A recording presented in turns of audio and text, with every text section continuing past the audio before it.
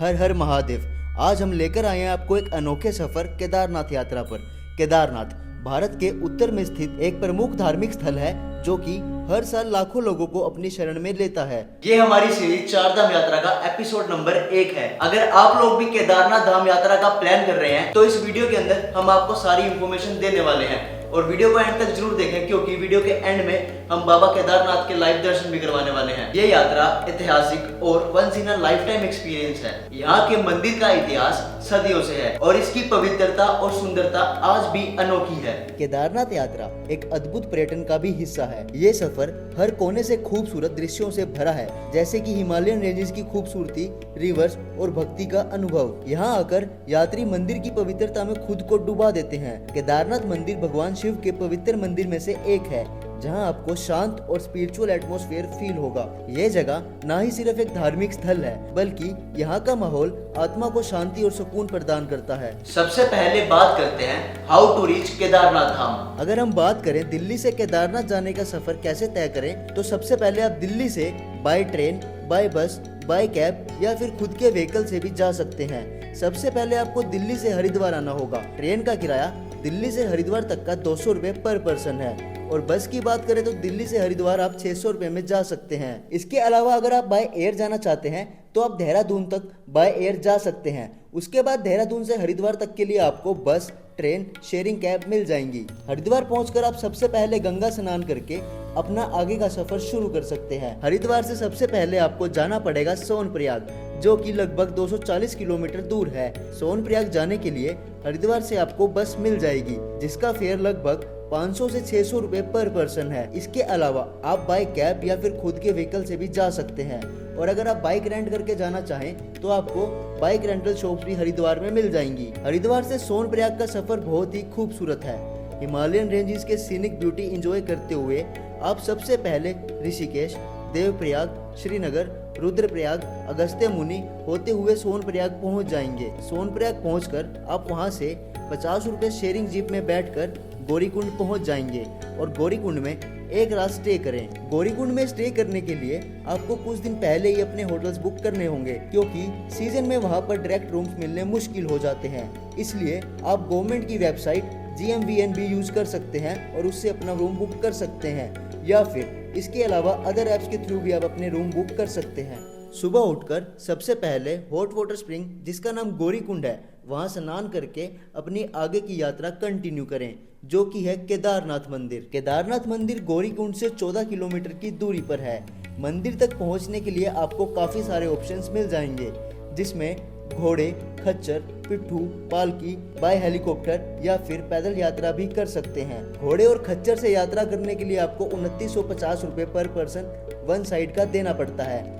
पिट्ठू की बात करें तो प्राइस है 8000 रुपए बच्चों के लिए और बड़ों के लिए 11 से 12,000 रुपए। पालकी के रेट की बात करें तो 75 से 90 रुपए पर केजी आपको पे करना पड़ता है। घोड़े, पिट्ठू, पालकी से आपकी यात्रा लगभग 6 से 7 घंटे में पूरी हो जाएगी केदारनाथ मंदिर तक। अगर हेलीकॉप्टर से यात्रा करने की बात करें तो गौरीकुंड के पास 3 हेलीपैड हैं। सबसे पहला फाटा, दूसरा सिरसी और तीसरा गुप्त काशी में। गौरीकुंड से Phata helipad 16 kilometre, Sirsi helipad 8 kilometre और गुप्त काशी हेलीपैड 29 किलोमीटर दूर है, जहां से आप हेलीकॉप्टर में बैठकर केदारनाथ यात्रा कर सकते हैं। हेलीकॉप्टर से आप सिर्फ 8 से 10 मिनट में केदारनाथ मंदिर के पास पहुंच जाएंगे।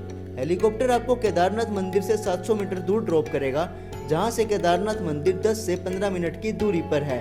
हेलीकॉप्टर की फेयर की बात करें तो 6000 से 10,000 रुपए तक रहता है।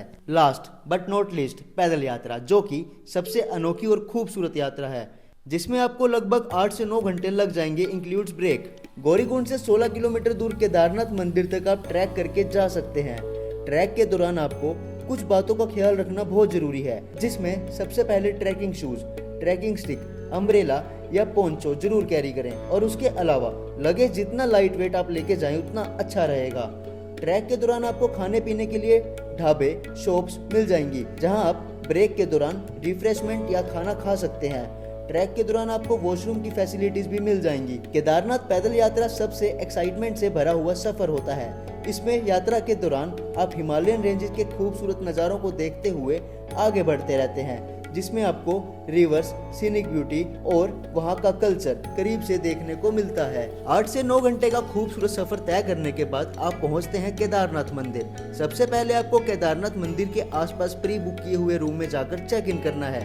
देन उसके बाद आप फ्रेशन अप होके मंदिर के आसपास की मार्केट में घूम सकते हैं और शॉपिंग कर सकते हैं। केदारनाथ मंदिर के आसपास अगर अकोमोडेशन की बात करें तो आप धर्मशाला, होम स्टे, डिलक्स रूम या फिर लग्जरी स्टे में भी रुक सकते हैं अकॉर्डिंग टू योर बजट। एक रात आराम करने के बाद आप सुबह अर्ली मॉर्निंग रेडी होकर केदारनाथ मंदिर के दर्शन के लिए निकल जाओ। मंदिर के बाहर आपको लंबी लाइन में लगकर वेट करना होगा और आपकी बारी आने में लगभग 4 से 5 घंटे भी लग सकते हैं। दूसरा ऑप्शन है 1100 रुपये पर पर्सन देकर आप VIP दर्शन भी कर सकते हैं, जिसमें आपको 20 से 30 मिनट में दर्शन करवा दिए जाते हैं। अब बात करते हैं मंदिर की हिस्ट्री के बारे में। केदारनाथ मंदिर की हिस्ट्री की बात करें तो पांडवों से जुड़ी है केदारनाथ की मान्यता। महाभारत के समय में यानी द्वापर युग में केदार क्षेत्र में शिव जी के पांडवों को बैल रूप में दर्शन दिए थे। वर्तमान मंदिर का निर्माण आदि गुरु शंकराचार्य ने 8वीं सदी में करवाया था। ये मंदिर उत्तराखंड के चारों धामों में से एक है। मंदिर सी लेवल से 11,755 फीट के एल्टीट्यूड पर सिचुएटेड है। केदारनाथ मंदिर भारत के उत्तराखंड राज्य के रुद्रप्रयाग जिले में स्थित हिंदुओं का प्रसिद्ध मंदिर है। उत्तराखंड में हिमालय पर्वत की गोद में केदारनाथ मंदिर 12 ज्योतिर्लिंगों में सम्मिलित होने के साथ साथ 4 धाम और 5 केदार में से भी एक है। यहाँ की प्रतिकूल जलवायु के कारण यह मंदिर अप्रैल से नवंबर मंथ के बीच ही दर्शन के लिए खुलता है। पत्थरों से बने कत्यूरी शैली से बने इस मंदिर के बारे में कहा जाता है कि इसका निर्माण पांडवों के पुत्र महाराजा जन्मेजय ने कराया था। यहाँ सिचुएटेड शिवलिंग प्राचीन शिवलिंग में से एक है। जून 2013 के दौरान भारत के उत्तराखंड और हिमाचल प्रदेश राज्यों में अचानक आई बाढ़ और लैंडस्लाइड के कारण केदारनाथ सबसे ज्यादा अफेक्टेड प्लेस रहा था। मंदिर के आसपास की दुकानें और मकान बह गए थे। इस ऐतिहासिक मंदिर का मुख्य हिस्सा एवं सदियों पुराना गुंबद सुरक्षित रहे, लेकिन मंदिर का प्रवेश द्वार और उसके आसपास का इलाका पूरी तरह तबाह हो गया था। केदारनाथ मंदिर एक अनसुलझी पहेली है। केदारनाथ मंदिर का निर्माण किसने करवाया था, इसके बारे में बहुत कुछ कहा जाता है। पांडवों से लेकर आदि शंकराचार्य तक आज का विज्ञान बताता है कि केदारनाथ मंदिर शायद 8वीं शताब्दी में बना था। यदि आप ना भी कहते हैं तो भी यह मंदिर कम से कम 1200 वर्षों से अस्तित्व में है। केदारनाथ की भूमि 21वीं सदी में भी बहुत प्रतिकूल है। एक तरफ 22,000 फीट ऊंची केदारनाथ पहाड़ी, दूसरी तरफ 21,600 फीट ऊंची कराचकुंड और तीसरी तरफ 22,700 फीट ऊंचा भरतकुंड है।